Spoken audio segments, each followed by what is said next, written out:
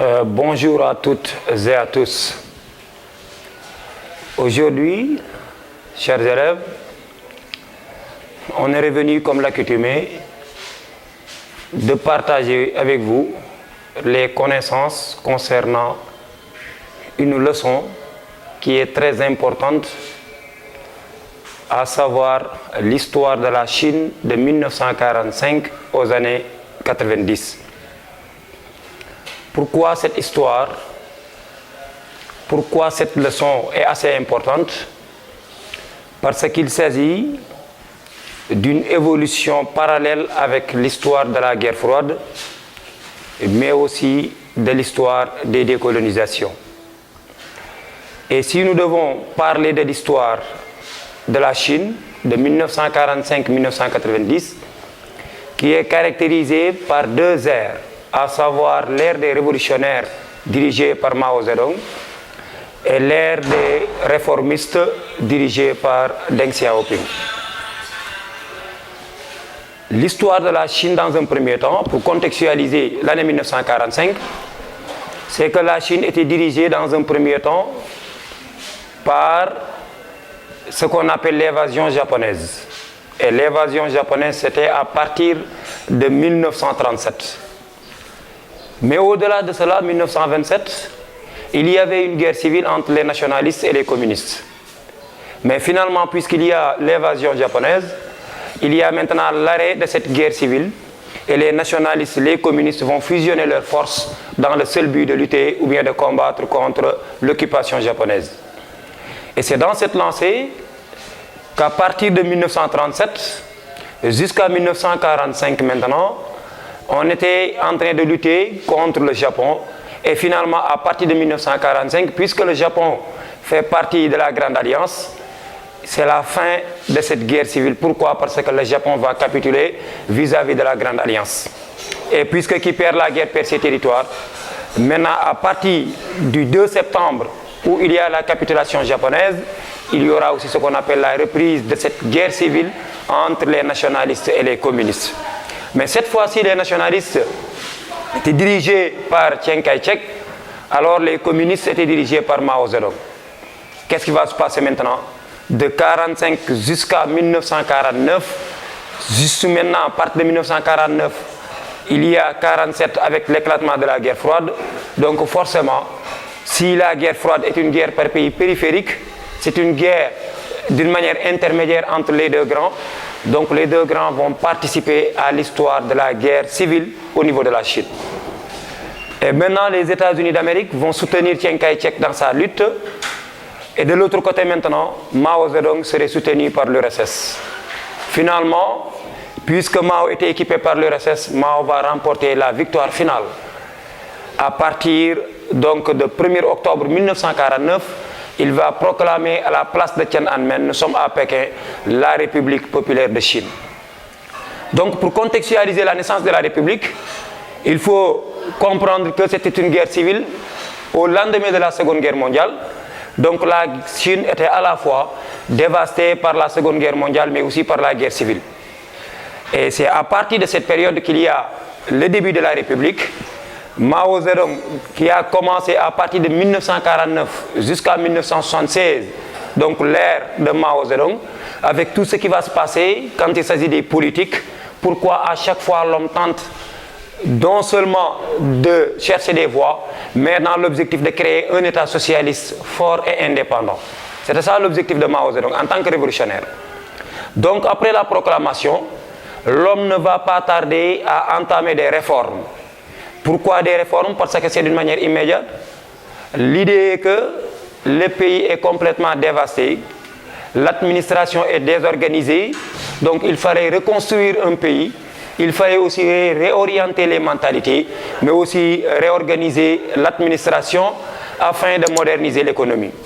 Et donc c'est la raison pour laquelle il a entamé des réformes sur le plan économique.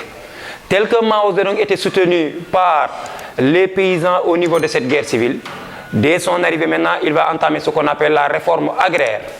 Nous sommes le 28 juin 1950. Quel était l'objectif? L'homme voulait redistribuer les terres aux paysans. Parce qu'il a dit en ces termes, la terre à ceux qui travaillent. Donc cela signifie que, puisque les paysans, la Chine est en majorité paysanne, d'un, mais deuxièmement, les paysans ont soutenu Mao Zedong, donc la Chine était dirigée ou bien tout simplement contrôlée par l'aristocratie, qui parle de l'aristocratie, parle de la bourgeoisie, donc l'homme va récupérer les terres, parce que selon le communisme, selon le socialisme, les biens de production devaient tout simplement gérés par l'État, pas d'une manière individuelle. Et raison pour laquelle il va redistribuer les terres aux paysans, donc pour faciliter le retour à l'agriculture familiale. Et c'est dans cette lancée aussi qu'il va introduire ce qu'on appelle la loi sur le mariage. Nous sommes le 30 avril 1950. Quel était l'objectif aussi? L'homme visait à émanciper la femme au sein de la société chinoise. La femme était reléguée au second plan. Il y avait le système patriarcal et c'est à partir de ce moment qu'il y a la destruction de ce système pour la mise en place du système matriarcal. Donc, l'homme voulait revaloriser la femme.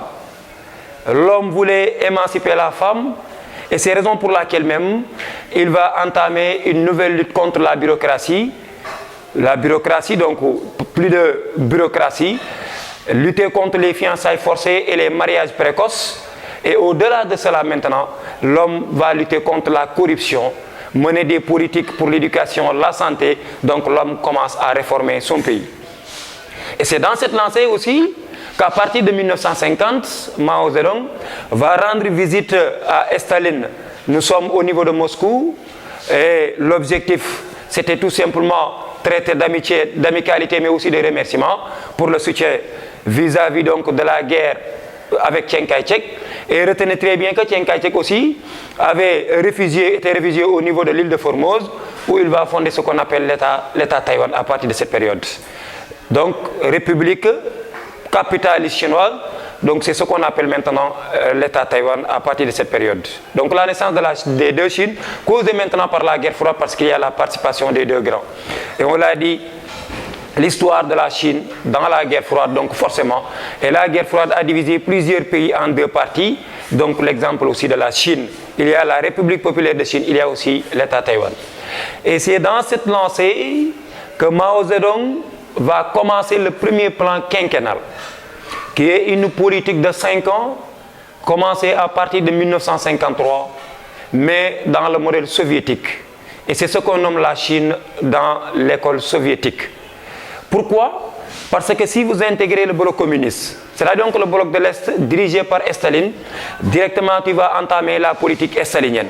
Et la politique stalinienne, puisque nous sommes dans le socialisme, puisque nous sommes dans le communisme, l'idée est de comprendre qu'il y aura tout simplement la collectivisation des terres.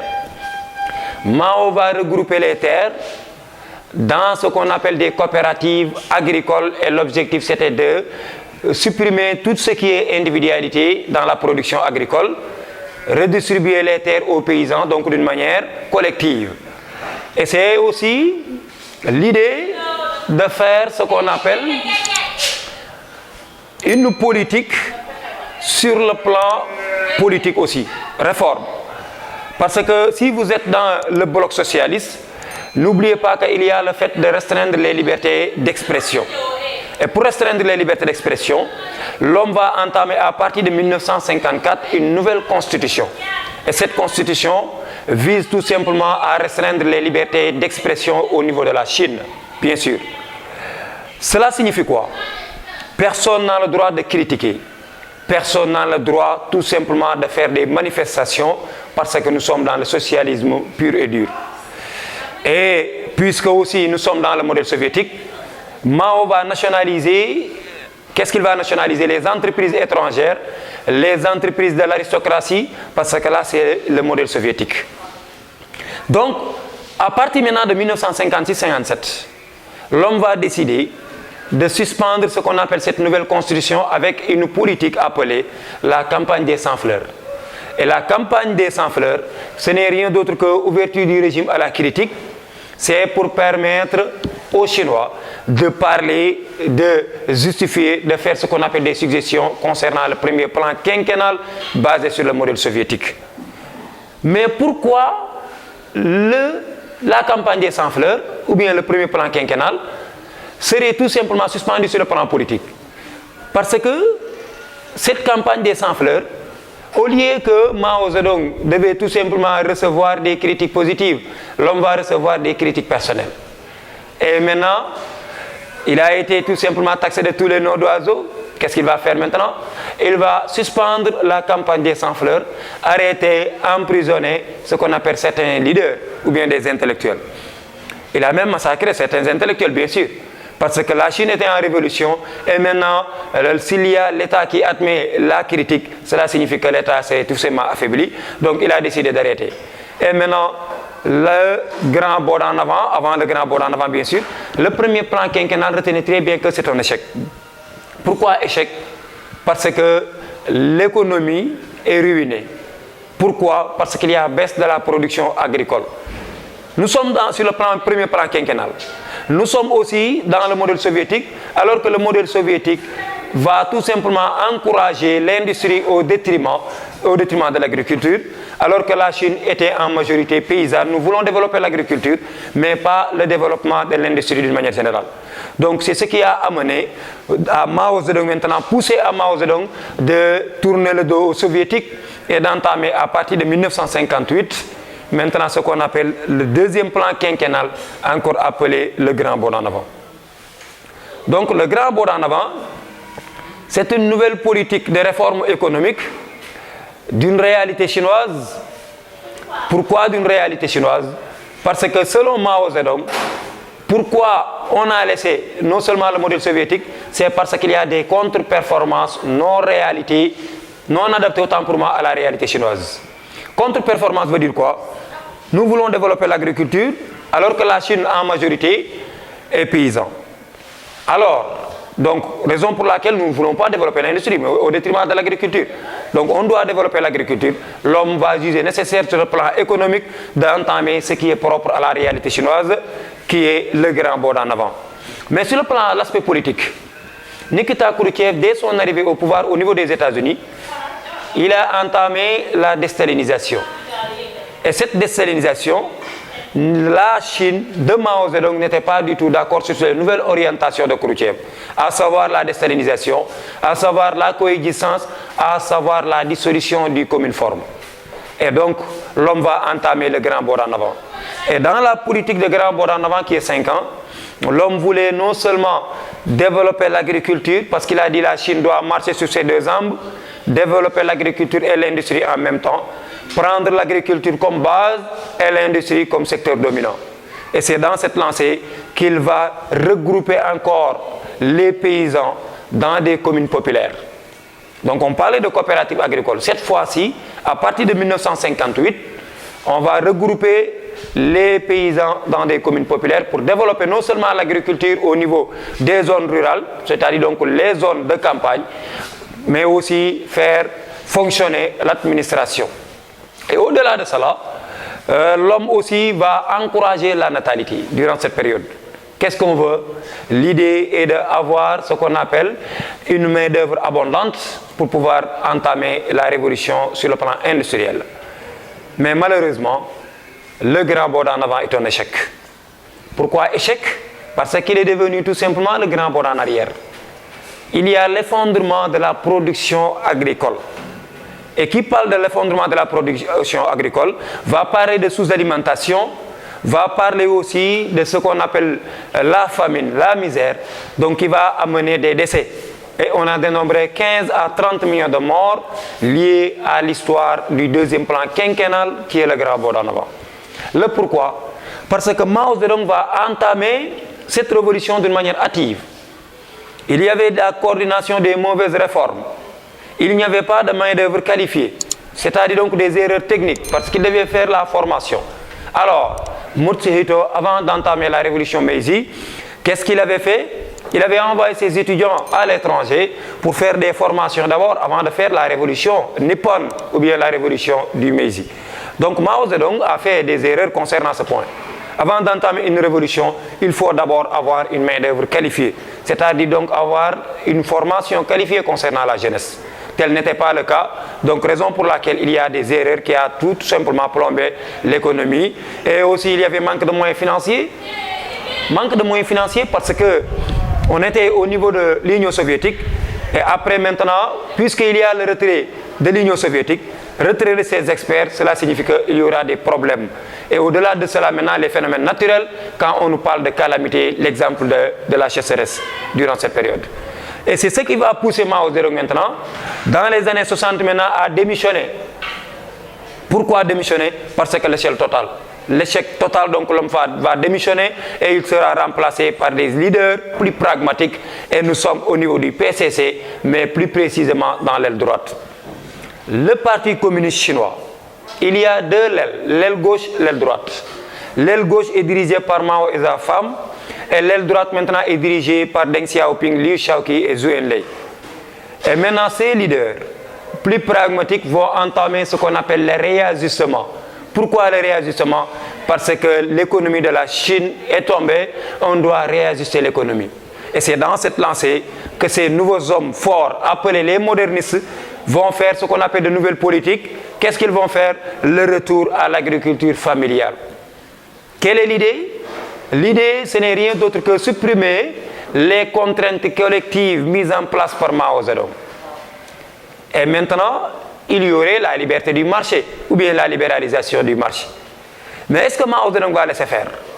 Mao Zedong va dire que Liu Shaoqi et consorts sont en train de faire des politiques capitalistes. Ils sont en train de remettre en cause les fondements du socialisme, alors que nous voulons créer un État socialiste fort et indépendant. Et c'est dans cette lancée que Mao va entamer dans une nouvelle politique de massification. Et cette politique de massification, comme vous le savez bien, on est en train de mettre en place ce qu'on appelle un mouvement d'éducation socialiste.